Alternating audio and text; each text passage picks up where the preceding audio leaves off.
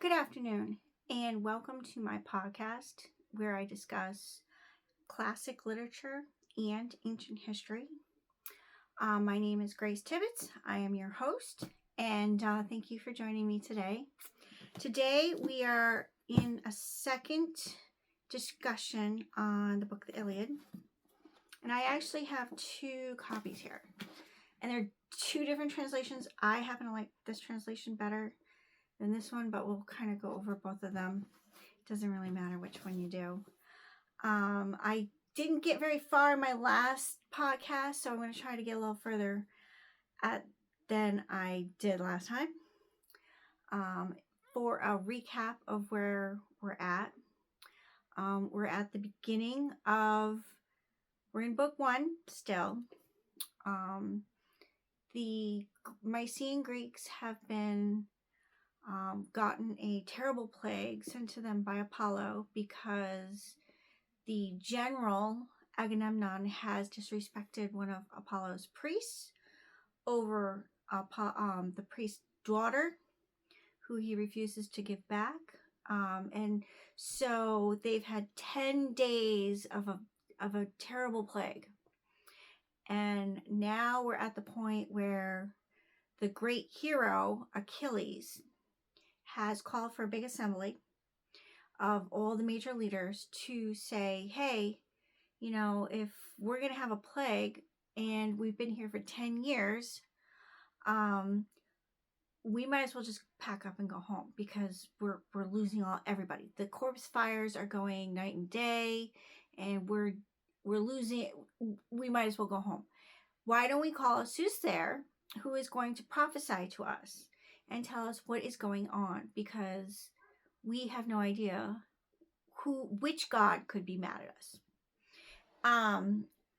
I did want to interject here because we're talking ancient history as well.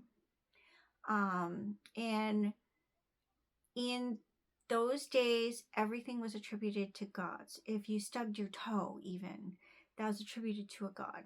So everything that you could possibly think of was the fault of a god.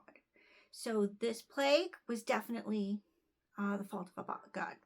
So on the other side of the coin, because I also did talk about the Hittite Empire, which kind of interlaces with the history of Greece, because the Hittite Empire there's Troy, which is a vassal of the Hittite Empire. The Hittite Empire is also at war with the Greeks. Now, I just found out this week, which is really cool, that at the same time that this was going on in the Hittite kingdom, because we know from the cuneiform tablets, there was also a terrible plague going on. And the king was constantly begging for the gods to help him and his people. And he was, like, please help us. Stop. What is it that I did to you? You have to realize that in Bronze Age world mental thinking, they didn't use, like, I don't want to say they didn't use logic, but they attributed so much to gods that they didn't think things through the way we would. So he was begging for relief from this plague. But in the meantime, he took all these sheep that he knew had the plague and put them outside the fortifications that were of the Greeks. And the Greeks let them in. And so I think it's kind of a side note that they had this biological warfare going on, and nobody even knew. It's not even mentioned in here that the sheep were infected. So it's kind of like very unique, very kind of like, oh, we could have not done this whole big argument because it actually wasn't Apollo. It was the plague sheep that the Trojans sent, or the Hittites, same thing. So we're at that point. The prophet has said, his name is Calchas. He has said that this whole plague is Agamemnon's fault. It is because he disrespected the priest of Apollo, and that he needs to send her back, the daughter back. I want to say too, when it comes to this prophet, I have kind of a bone to pick with him, because this is the same prophet that told Agamemnon when he was back in Greece.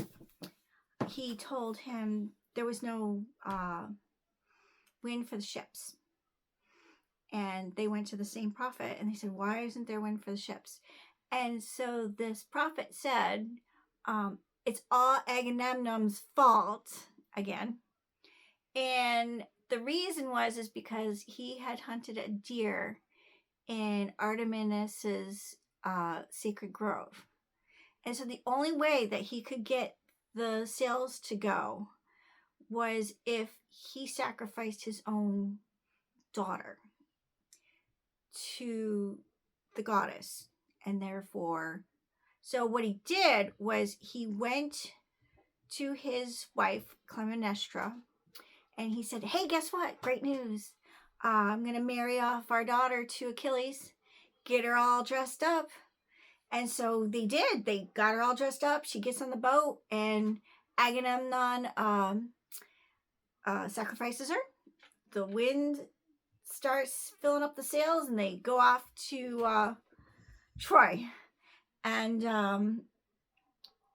unbeknownst to Agamemnon, his wife now is sitting at home plotting murder. So as soon as he sets his little feet onto the palace, when he comes home, he's gonna get a nasty surprise because she's really mad at him. And who would be? Sorry. So that's where we're at. I didn't really get into the fight yet because we ran out of time. I tend to talk a lot. I admit this. There's just so much to say about this book and about the history. So much to say. So we are still in book 1. And we have the... Okay, so Agamemnon's like, yeah, I don't want the people to die, but at the same time, I want this girl. So I better get another prize. You better give me another prize. So they've been looting the local countryside of everything of value, because they've been there for 10 years. So everything of value is gone at this point. Now we only got Troy left, which is sitting there behind, really good walls. And they are they don't seem to be any closer to taking Troy than they were 10 years ago. So, all right. So now we get Achilles' reply. Then in answer again spoke the brilliant, swift-footed Achilles, son of Atreus, most lordly, and the greediest for gain of all men. How shall the great-hearted Achaeans give you a prize now? Where are we gonna come up with another prize? We don't have another prize for you. We don't have anything for you. There is no great store of things lying about that I know of. But what we took from the cities by storms has been distributed. It is unbecoming for the people to call back things once given. No, for the present, give the girl back to the god. We Achaeans, thrice and 4 times over, will repay you. If ever Zeus gives into our hands the strong-walled citadel of Troy to be plundered. So he's like, look, we don't have anything. You're the greediest of all men. The only reason that you're in command is because you brought 60 ships. Achilles, however, he doesn't have that type of... He is just the best warrior. And he is the best. I mean, he's brilliant. He's swift-footed.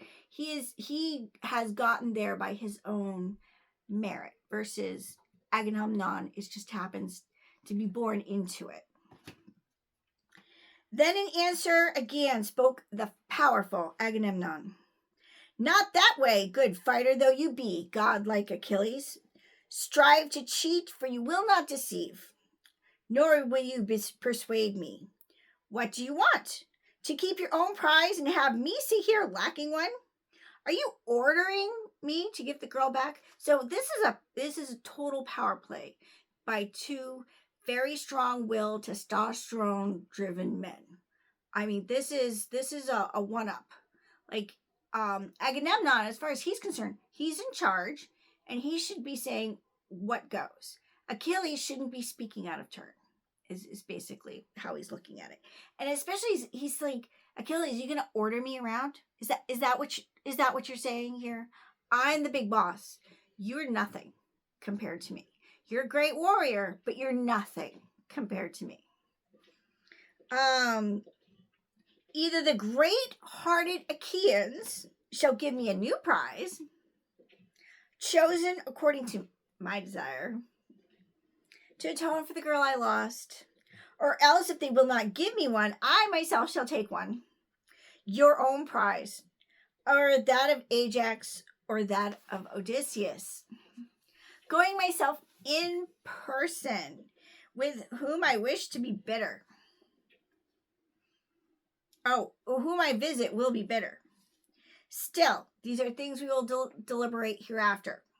Come, let us haul a black ship down to the bright sea, assemble rowers, enough for her, put on board the hecatomb, the girl herself, Christus of the fair cheeks, and let there be one responsible man in charge of her, either Ajax or Idamestus or the brilliant Odysseus, or yourself, son of Peleus, the most terrifying of all men, to reconcile by accomplishing sacrificing to the archer. So, yeah, he's like, fine, this might be my fault. I don't care. I'll give the girl back, but I'm taking someone else's girl. So this is, the spoils of war. May the strongest man win. This is a cold, hard world. The Bronze Age is a cold, hard world. Len looking darkly at him. Achilles of the swift feet spoke. Oh, wrapped in shamelessness, with your mind forever on profit. Oh, how shall any one of the Achaeans readily obey you, either to go on a journey or to fight men strongly in battle? Like, really? We all came here to follow you. This was, nobody wanted to leave their house. We're here because you made us come here. That's basically what he's saying. You made us come here, and this is how we get repaid. You come and take our prizes, because this is the whole reason to go to war back then. Is if you're going to go to war, you're gonna be able to plunder and bring home treasure home. And so this is how they did things back then. I, for my part, did not come here for the sake of the Trojan spearmen to fight against them, since to me they have done nothing. Never have they driven away my cattle or my horses, never in Pythia, where the soil is rich, and men grow great, did they spoil my harvest, since indeed there is much that lies between us, the shadowy mountain and the echoing sea. But for your sake, oh great shamelessness, we followed, to do you favor, you with the dog eyes, to win your honor and Menelaus's from the Trojans. Like, and this is a repeat of wars, foreign wars. I mean, like, for them to call our Americans off to the Middle East, we actually have no beef with the Middle East. Like, they never came here and did anything to us. They didn't drive away, obviously they didn't drive away our cattle or mess with us in any way, but we are called to go fight for them when we have no reason. The only reason is because the leaders tell us to. And here it is, right here, your honor and Menelaus's. The reason the whole war was started was because Menelaus's wife was stolen. So here's Agamemnon. He's going to go steal somebody else's girl. So there's a lot of, he's calling him for the hypocrite he is. And Agamemnon is not He is in this story. He is the worst boss. He is the worst husband. He is the worst father. He is not a great general. I mean, there's nothing. He comes off as a really, just an arrogant, nasty man. Nobody. His own wife wants to kill him. So, all right.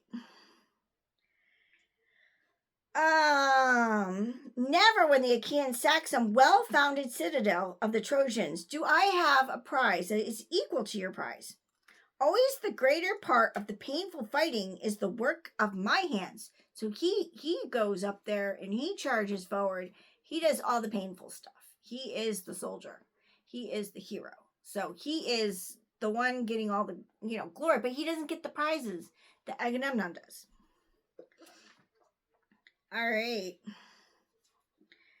And I was some small thing yet dear to me to go back to my ships when I am weary of fighting. Now I'm going to return to Phthia, since it's much better to go home with my curved ships and minded no longer than to stay here dishonored and pile up your wealth and your luxury. So you get to sit and live in the riches, versus me, I get a whole lot of nothing. And I got to keep fighting for you, and you take away what I got. Then answered him in the turn the Lord of Agamemnon. Run away by all means if your heart drives you. I will not entreat you to stay here for my sake.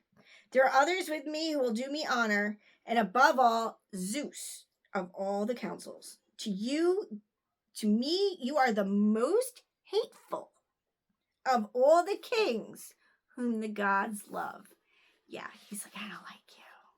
I've never liked you. You're a jerk.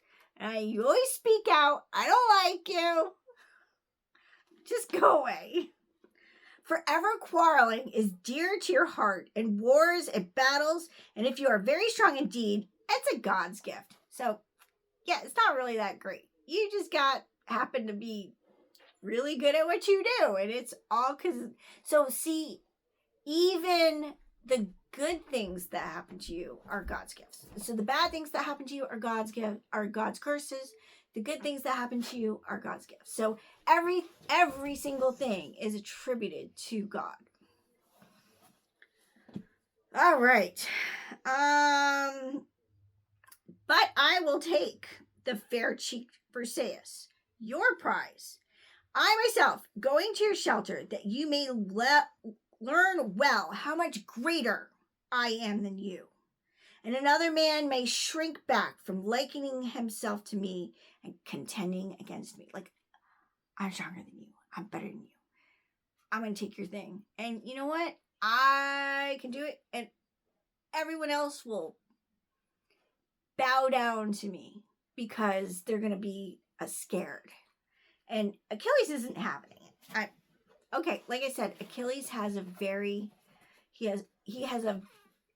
it is all about, this whole book is about the rage of Achilles. So his rage is going to be seen now. It's going to be pretty intense. So he spoke, and the anger came on Peleus' son, and within his shaggy breast the heart was divided two ways, pondering whether to draw from beside his thigh the sharp sword, driving away all those who stood between, and kill the son of Atreus, or else to check the spleen within and keep down his anger. As he weighed the things in his mind and spirit these two courses, was drawing from its scabbard his great sword, Athena descended from the sky. For Hera, the goddess of the white arms, sent her, who loved both men equally in her heart and cared for them. The goddess, standing behind Peleus' son, caught him by the fair hair, appearing to him only, and for no man of the others saw her. Achilles in amazement turned about, and straightway knew Athena of the shining, terrible eyes. He uttered winged words and addressed her. Why have you come now, O child of Zeus of the Aegis, once more? you may see the outrageousness, the son of Atreus Agamemnon. I will tell you this thing. I think it shall be accomplished by such acts of arrogance that he will lose his life. Okay. So the only one that sees Athena at this point, is Achilles.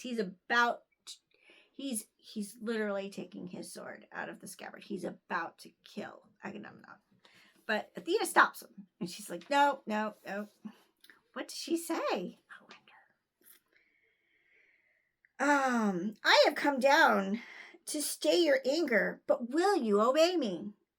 From the sky, the goddess of the white arms, Hera, sent me, who loves you both equally in her heart and cares for you. Come then, do not take your sword in your hand, but clear of fighting, and though indeed with words you will abuse him, it will be that way. When these things are accomplished, some 3 times over, such shining gifts will be given to you by reason of this outrage. So please be patient, because we'll give you lots of stuff. Lots of stuff. Hold your hand then and obey us. So once a goddess says it, you better know it. That's basically how. So he stops.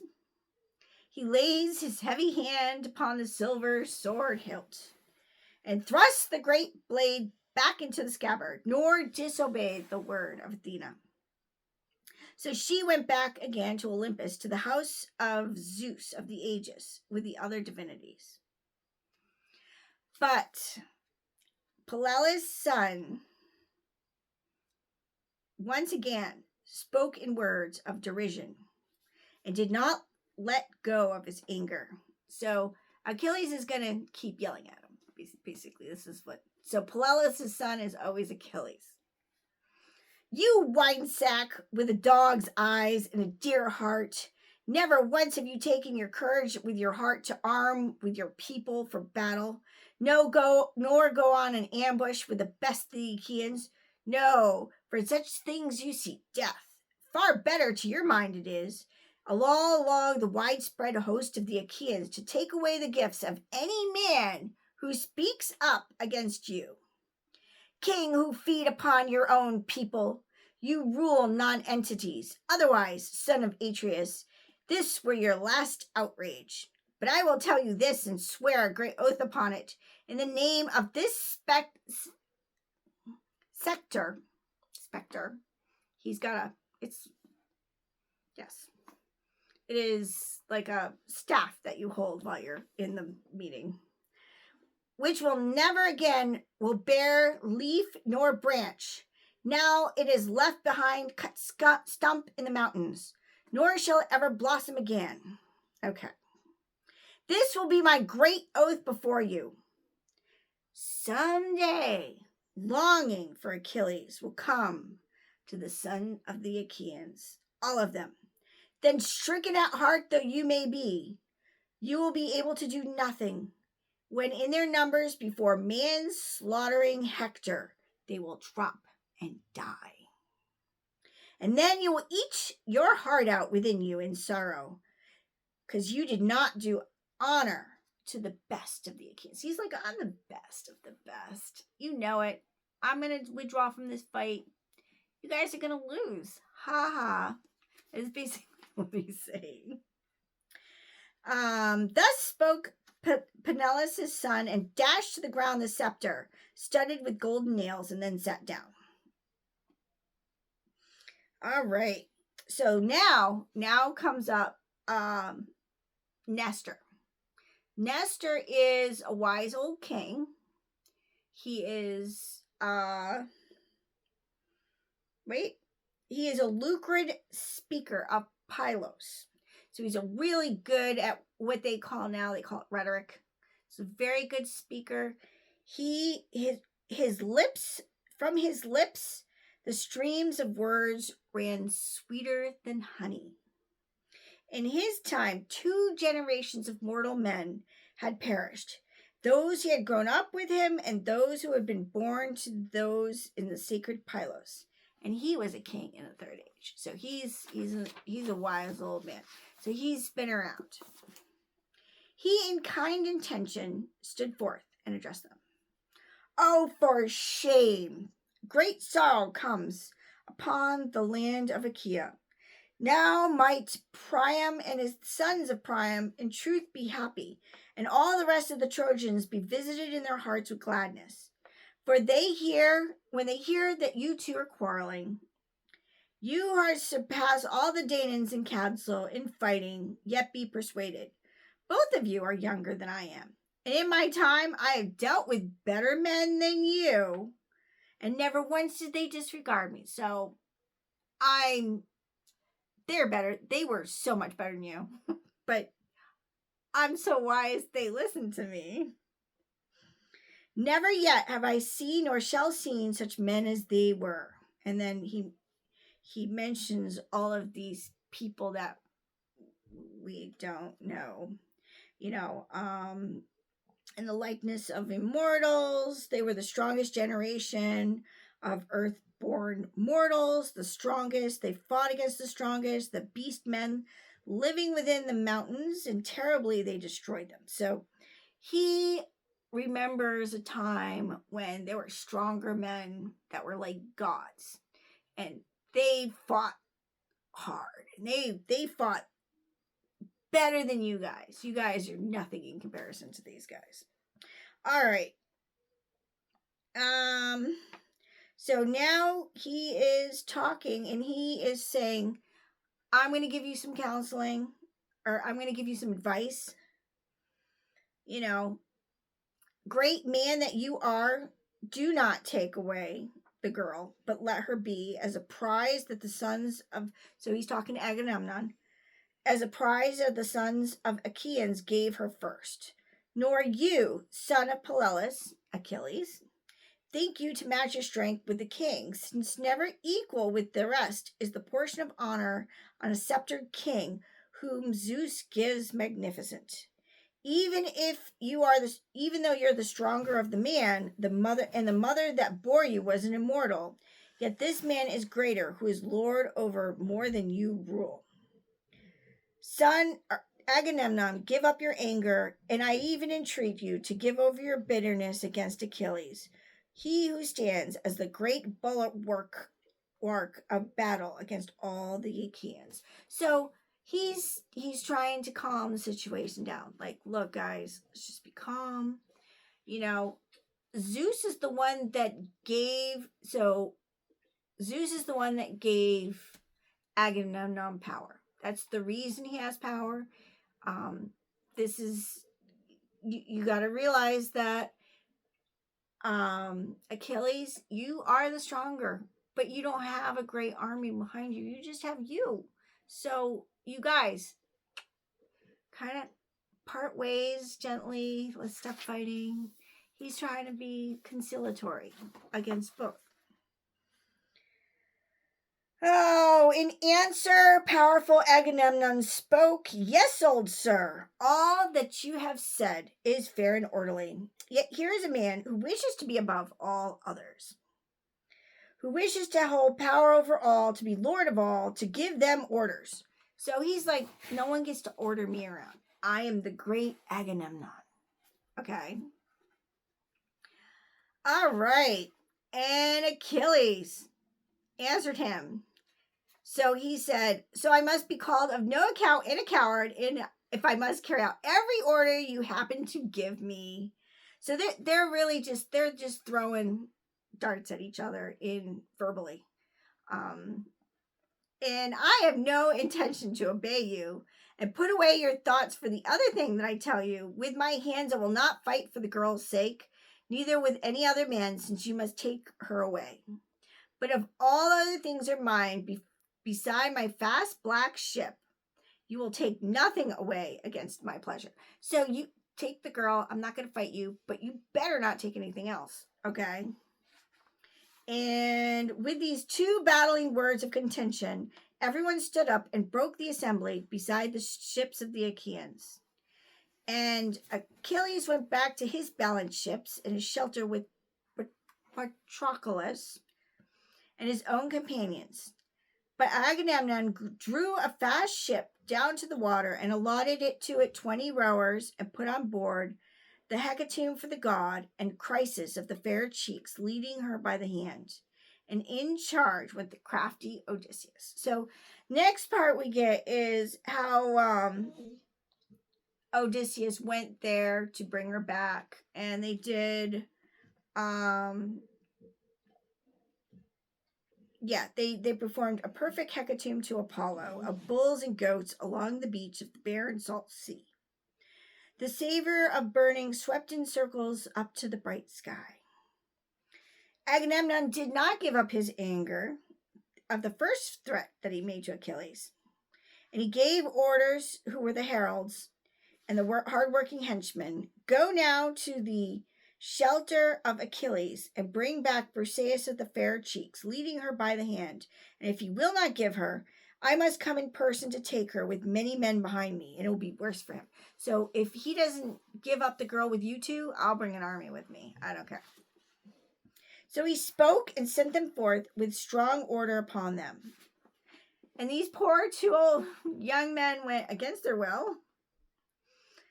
And Achilles took no joy when he saw them. They were terrified, and in awe of the king, they stood waiting quietly and did not speak a word or question all. They weren't messing with Achilles.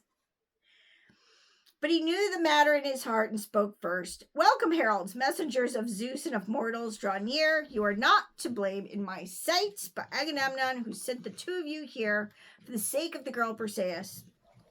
Go then, illustrious Patroclus, bring the girl forth and give her to these to be taken away.